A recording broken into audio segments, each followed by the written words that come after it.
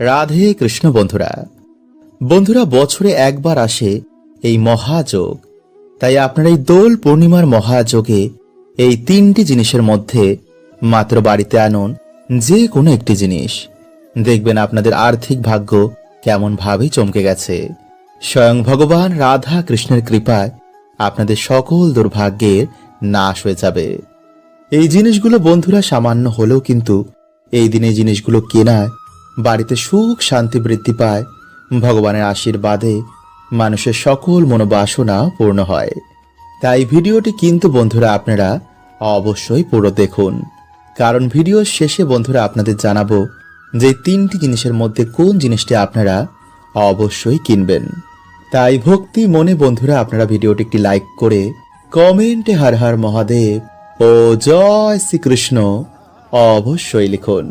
তাই বন্ধুরা 2026 সালে এই ফাল্গুনী পূর্ণিমা বা দোল পূর্ণিমা তিথি শুরু হচ্ছে আগামী 2রা মার্চ 17ই ফাল্গুন সোমবার বিকেল 5:55 থেকে পরের দিন 3রা মার্চ 18ই ফাল্গুন মঙ্গলবার বিকেল 5:07 পর্যন্ত।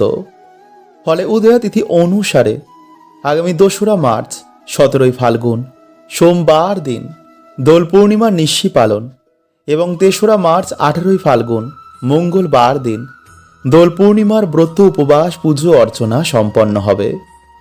এছাড়া বাড়িতে শ্রী শ্রী সত্য নারায়ণের পুজোর সবথেকে শুভ মুহূর্ত হচ্ছে আগামী 2রা মার্চ সন্ধেবেলায় এবং 3রা মার্চ সকালবেলায়। এছাড়া এই দিনেই বন্ধুরা হচ্ছে বছরের প্রথম চন্দ্রগ্রহণ, যা শুরু হবে আগামী 3রা মার্চ 18ই ফাল্গুন মঙ্গলবার দিন বেলা 3:20 থেকে সন্ধ্যে 6:47 পর্যন্ত এবং পূর্ণ গ্রাস আরম্ভ হবে বিকেল 4:34 থেকে বিকেল 5:33 পর্যন্ত এবং সূতক কাল শুরু হয়ে যাবে এই দিন 3রা ফেব্রুয়ারি সকাল 6:20 থেকে। তাই বন্ধুরা এই দোল পূর্ণিমার সবথেকে গুরুত্বপূর্ণ কাজ হচ্ছে যে বাড়ির সদর দরজায় কিন্তু এই জিনিসটি আপনাদের সবাইকেই করতে হবে। এবং এই দিনে যারা এই সামান্য জিনিসটি কিনে আনে বা তুলসী তলায় এই সামান্য জিনিসটি পুঁতে দেয়, তাদের বাড়ির বাস্তু দোষ কাটে, পরিবারে আয় উন্নতি বৃদ্ধি পায় এবং সারা বছর বাড়িতে সুখ শান্তি বজায় থাকে। এবং এই দোল পূর্ণিমা অবধি বা দোল পূর্ণিমার দিন যারা সকালে ঘুম থেকে উঠে এই শব্দটি বলে, তাদের সকল ইচ্ছা পূর্ণ হয়। ভগবান শ্রীকৃষ্ণ রাধা রানী কৃপায় তারা পরম ভাগ্যশালী হয়। তাই অবশ্যই বন্ধুরা আপনারা কিন্তু ভিডিওটি পুরো দেখুন।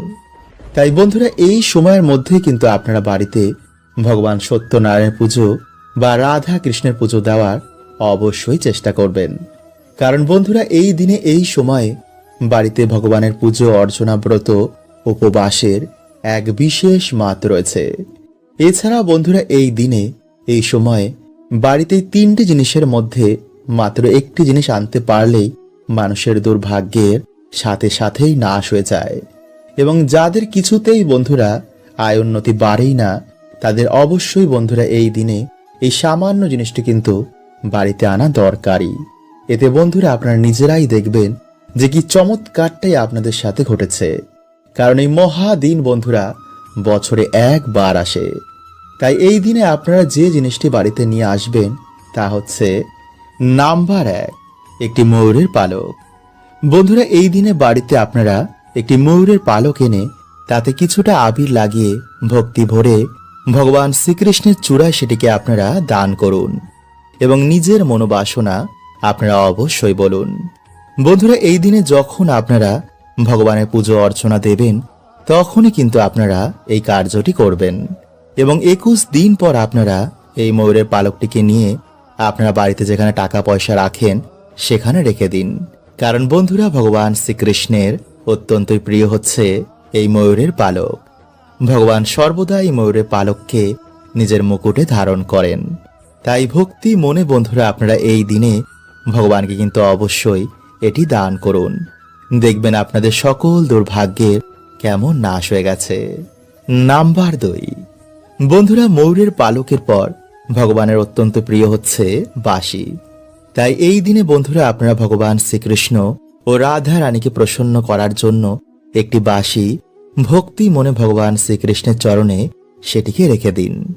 তো বন্ধুরা, এতে কিন্তু আপনাদের যে কোনো মনোবাসনা ভগবান অবশ্যই পূর্ণ করে দেবেন এবং আপনাদের সকল দুর্ভাগ্যের নাশ হয়ে যাবে।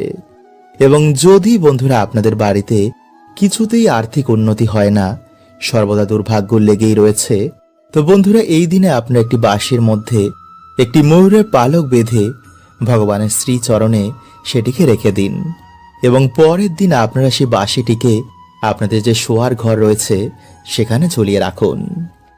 নাম্বার 3, বন্ধুরা যদি আপনারা এগুলোর মধ্যে কিছুই কিনতে না পারেন, তো সামান্য বন্ধুরা এই দিনে আপনারা কিছুটা আবির এনে ভগবানের শ্রীচরণে আপনারা তা অর্পণ করুন এবং কিছুটা লাল আবির নিয়ে তাতে কিছুটা ঘি মিশিয়ে কিছুটা সিঁদুর দিয়ে বাড়ির যে সদর দরজা রয়েছে তার উপর আপনারা একটি স্বস্তিক চিহ্ন অঙ্কন করে দিন এবং ভগবানকে বলুন যেন তিনি আপনাদের বাড়ি থেকে সমস্ত বাধা বিপত্তি এবং নেগেটিভ এনার্জিকে দূর করে দেন। বন্ধুরা, দোল পূর্ণিমা অবধি প্রত্যেক দিন সকালে ঘুম থেকে উঠেই এই একটি মন্ত্র জপ করুন। আপনার সৌন্দর্য, টাকা পয়সা, মান সম্মান সব কিছু বৃদ্ধি পাবে। এর কারণ বন্ধুরা, এই প্রক্রিয়াটি করার পর আপনার সূক্ষ্ম শরীর ও অরা পবিত্র হয়ে যাবে, ফলে যেই আপনাকে দেখবে আপনার প্রতি আকর্ষিত হবে, ফলে কাজের জায়গায় আপনি মান সম্মান পাবেন এবং ব্যবসাতেও আপনার উন্নতি হবে এবং যদি আপনার কোনো মনোবাসনা থাকে তাও পূর্ণ হবে। কারণ এই সময় বন্ধুরা এই মন্ত্রের প্রভাব খুবই শক্তিশালী হয়। তাই মন্ত্র জপ করার কিছু নিয়ম রয়েছে। কিভাবে এই মন্ত্র জপ করবেন এবং এই সময় কেন এই মন্ত্র সব থেকে শক্তিশালী হয়, এই সব কিছু বন্ধুরা আমরা এই ভিডিওতে জানব।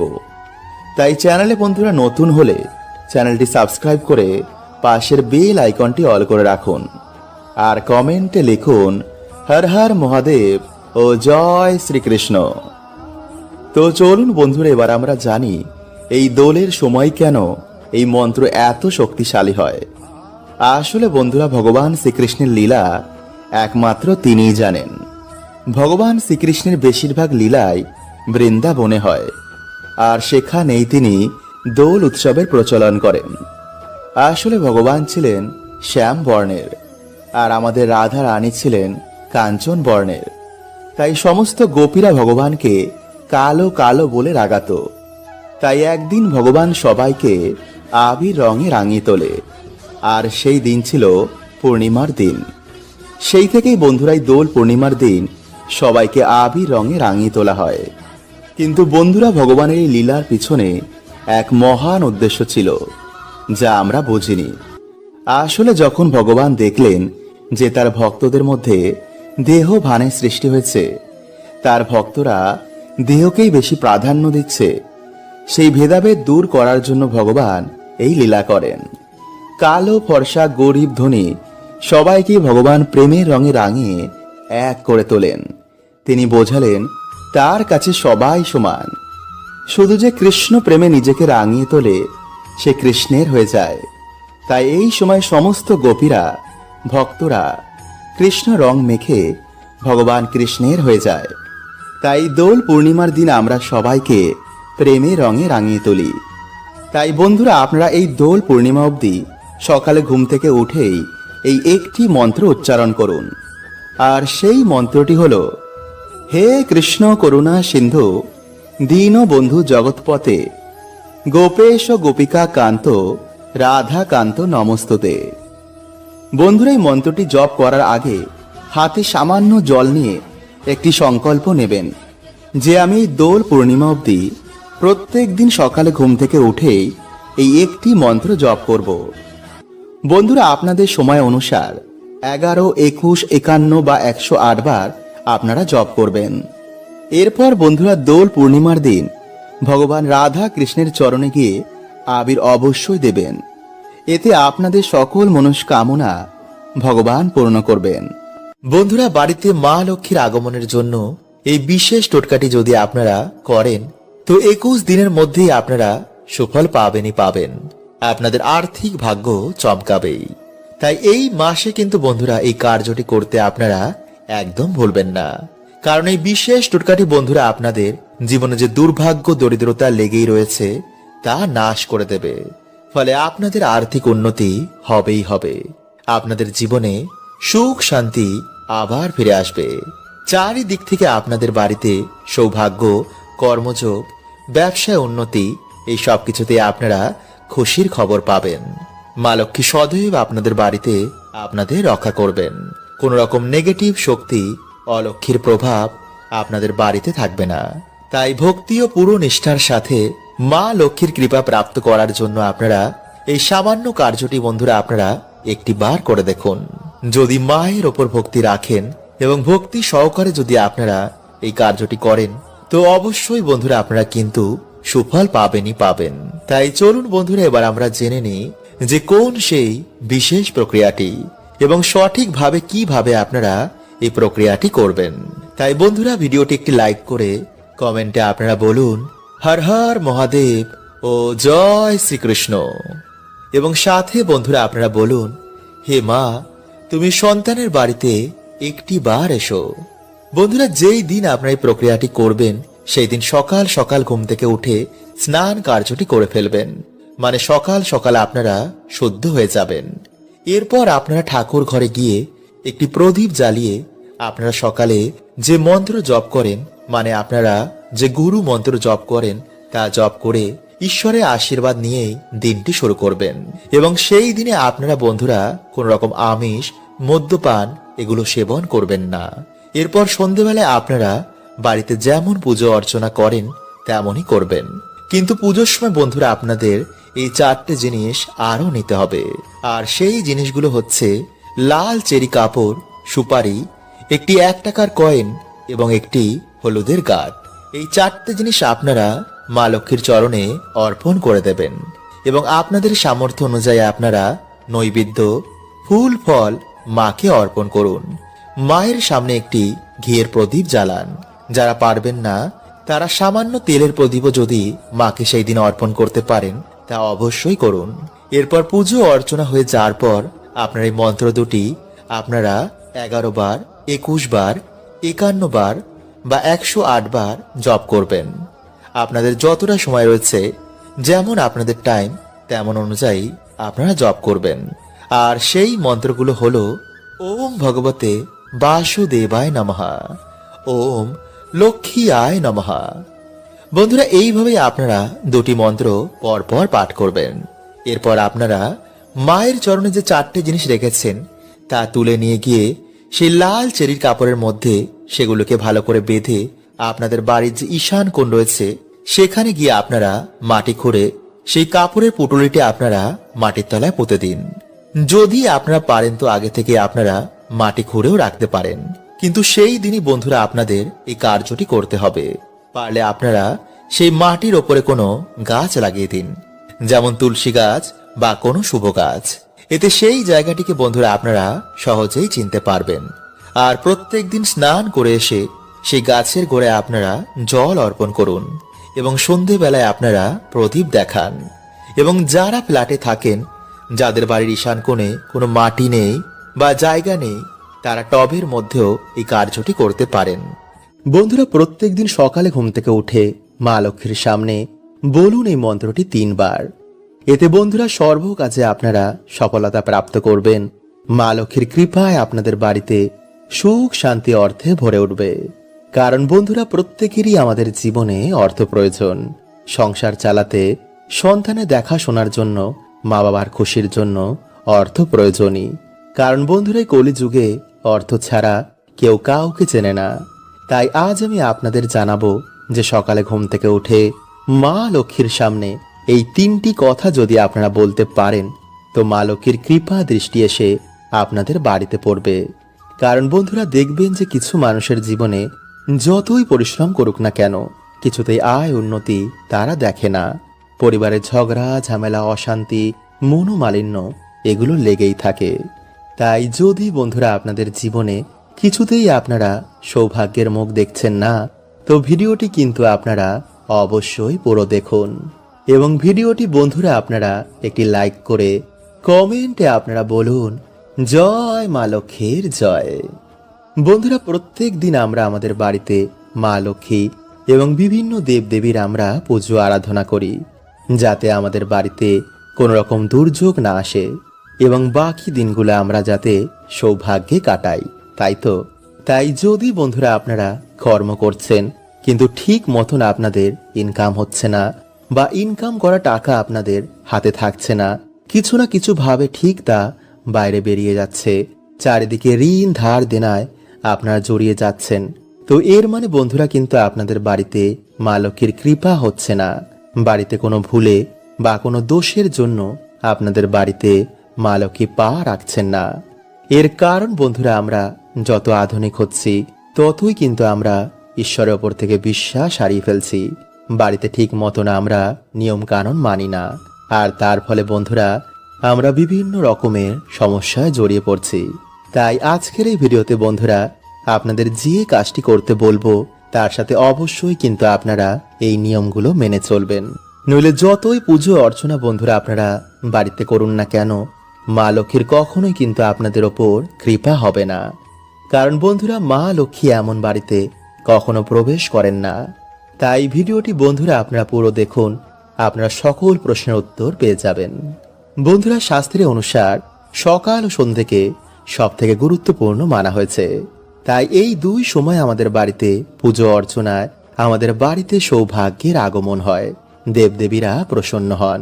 তাই সকালে ঘুম থেকে উঠে কিছু কার্যে আমাদের বাড়ি থেকে সকল দুর্ভাগ্যের নাশ হয়ে যায়।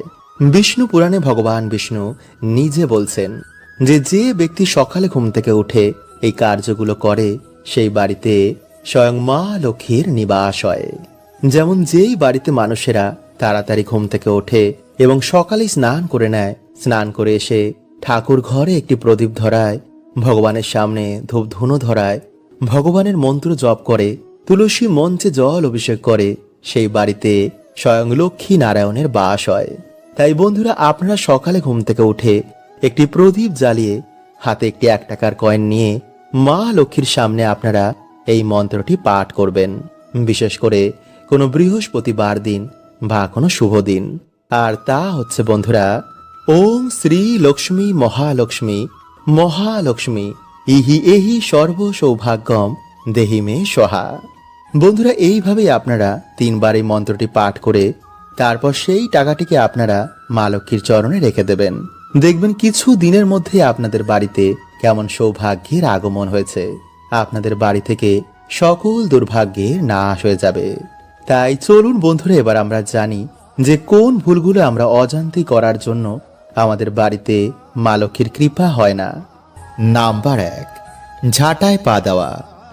বন্ধুরা, যে বাড়ির মহিলারা ঝাঁটায় পা ঠেকায় বা পা দিয়ে ঠোকর মারে সেই বাড়িতে কখনোই বন্ধুরা মা লক্ষ্মীর বাস হয় না। সে বাড়িতে সর্বদাই দরিদ্রতা লেগে থাকে। কারণ বন্ধুরা, মানা হয় যে ঝাড়ুতে মা লক্ষ্মীর বাস হয়। ঝাড়ু আমাদের বাড়ি থেকে দরিদ্রতা এবং নেগেটিভ এনার্জিকে বার করে দেয়। নাম্বার 2, পা দিয়ে দরজা খোলা। বন্ধুরা, যে বাড়ির মহিলারা পা দিয়ে লাথি মেরে দরজা খোলে বা দরজা বন্ধ করে সেই বাড়িতেও কিন্তু মা লক্ষ্মী কখনো বাস করেন না। তাই বন্ধুরা, যদি আপনাদের বাড়িতে এমন কিছু হয় তো আজই তা বন্ধ করে দিন। নাম্বার 3, দরজার সামনে বসেই খাবার খাওয়া। বন্ধুরা, যদি আপনাদের কোনো মহিলারা দরজার সামনে বসেই খাবার খায় তো বন্ধুরা এটি কিন্তু আপনাদের বাড়ির জন্য উন্নতির পথে বাধা হয়ে দাঁড়াবে। কারণ হিন্দু শাস্ত্র অনুসার এটিকে খুবই অশুভ বলে মানা হয়। নাম্বার 4, সন্ধেবেলায় ঘর ঝাড়ু দেওয়া। বন্ধুরা, যে বাড়ির মহিলারা সকালের বদলে সন্ধেবেলা বা রাতের বেলায় ঘর ঝাড় দেয় সেই বাড়িতে অবশ্যই বন্ধুরা দরিদ্রতা আসবেই বা সুখ শান্তি সেই বাড়িতে থাকবে না। কারণ যেই সময় বন্ধুরা আমাদের বাড়িতে মা লক্ষ্মী আসেন সেই সময় যদি আমরা বাড়িতে ঝাড় দিই তো কখনোই মা লক্ষ্মী আমাদের বাড়িতে প্রবেশ করবেন না। তাই বন্ধুরা, এই ভুল কিন্তু আপনারা আজ থেকে আর ভুলেও করবেন না। নাম্বার 5, বন্ধুরা, অনেক মহিলারা কি করে, রাতে খাওয়া দাওয়ার পর একটু বাসন কোসনি গ্যাসের উপর রেখে চলে যায়। এটি কিন্তু বন্ধুরা আপনারা ভুলেও করবেন না। নাম্বার 6, বেশি বেলা করে ঘুম থেকে ওঠা। বন্ধুরা, দিনের সব থেকে শুভ সময় হচ্ছে ভোরবেলা।